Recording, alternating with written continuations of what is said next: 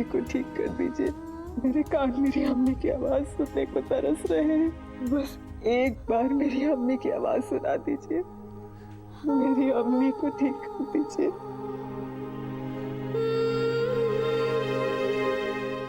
या अल्लाह, गजल गजल वापस आ गई है। वो मेरे घर को तबाह करने फिर से आ गई। मैं ऐसा नहीं होने दूंगा। मुझे दुआ को ये सब जल्द से जल्द बताना होगा। मेरा दुआ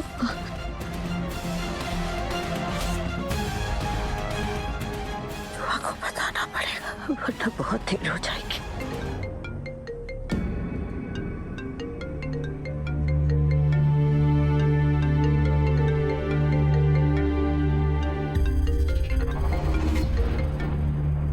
अम्मी का नंबर?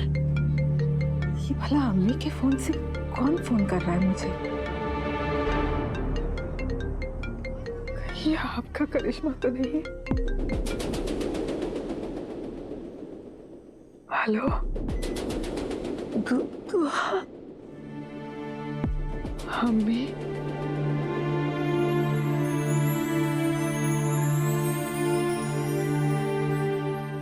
अम्मी आप ठीक हो गई? अल्लाह का लाख लाख शुक्र है।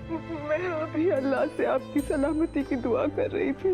आप सोच नहीं सकती कि आपकी आवाज सुनकर मेरे दिल को कितना सुकून मिल रहा है। हाँ मेरे बच्चे, तेरी दुआओं ने मुझे नई जिंदगी दी है।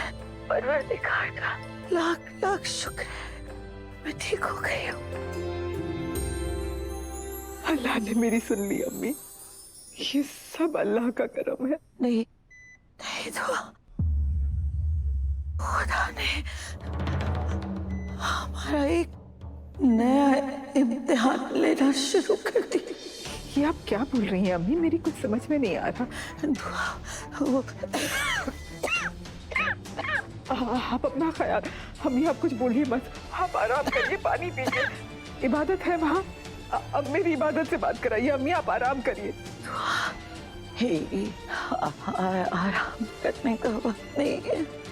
वो तुझे और मुझे घर में किसी और की मौजूदगी का एहसास होता था ना दुआ।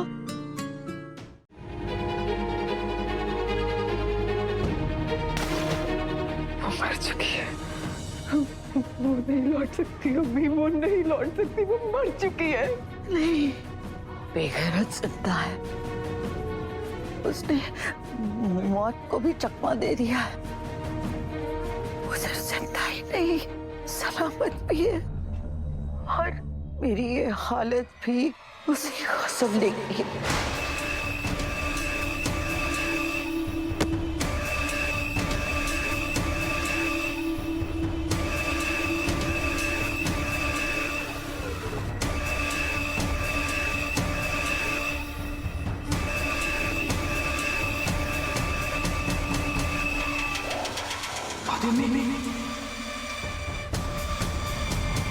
ये कैसे हो सकता है अम्मी? वो कैसे लौट सकती है? वो मुझसे मेरी इबादत को छीनने आई है अम्मी। अगर उसने मुझसे मेरी इबादत को छीन लिया अम्मी, तो मैं मर जाऊंगी। मैं मर जाऊंगी। मैं अपनी इबादत के बिना नहीं रह सकती अम्मी। तू अपने आप को संभाल मेरी बच्ची। इबादत हमारी बच्ची है।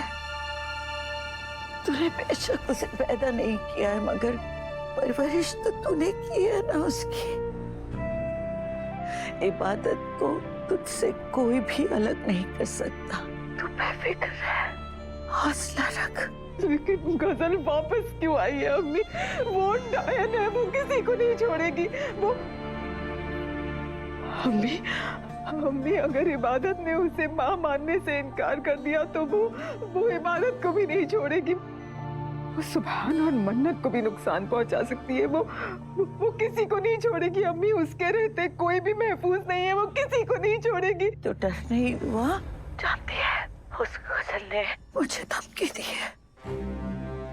उसने मुझे कहा कि वो मरने से पहले तुम्हें बहुत कुछ देखना है, जैसे मन्नत का जेल जाना, मन्नत की मौत और तुम्हारी चहीती दुआ की मौत।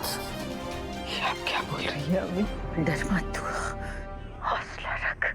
तेरी अम्मी हमीदा बेगम अभी अभी जिंदा है। मैं जिंदा हूँ दुआ, और उस जैसी तस्वीर मेरे सामने आ जाए ना तो मुझे कोई फर्क नहीं पड़ता। मैं पहले भी उससे नहीं डरती थी और अब भी नहीं डरूंगी। बस तू हौसला रख। तू अगर उसके उसके जिक्र से इस तरह से टूट जाएगी तो फिर उससे लड़ने की हिम्मत कहाँ से जुटाएगी तू? हमें उस नामाकूल उस बेगैरत मुकाबला करना है, हमें उससे लड़ना है। अपने बच्चों की खातिर हमें उस गजल से लड़ना है। जी अम्मी, मैं अपने बच्चों पर कभी आँच नहीं आने दूंगी। मैं मरते दम तक उनकी हिफाजत करूंगी। मैं उस गजल से लड़ूंगी और इस बार उसकी कहानी खत्म कर दूंगी। आप बस एक काम करिए अम्मी, आप घर में किसी को पता मत लगने दीजिएगा कि आपकी तबीयत ठीक हो गई है, वरना गजल आप पर दोबारा हमला करेगी। आप चुपचाप सब पर नजर रखिए।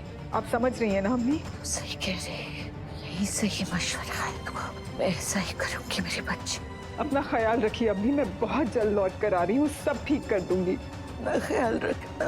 अपना ख्याल आप रखिए अम्मी। खुदा हाफिज। अल्लाह हाफिज।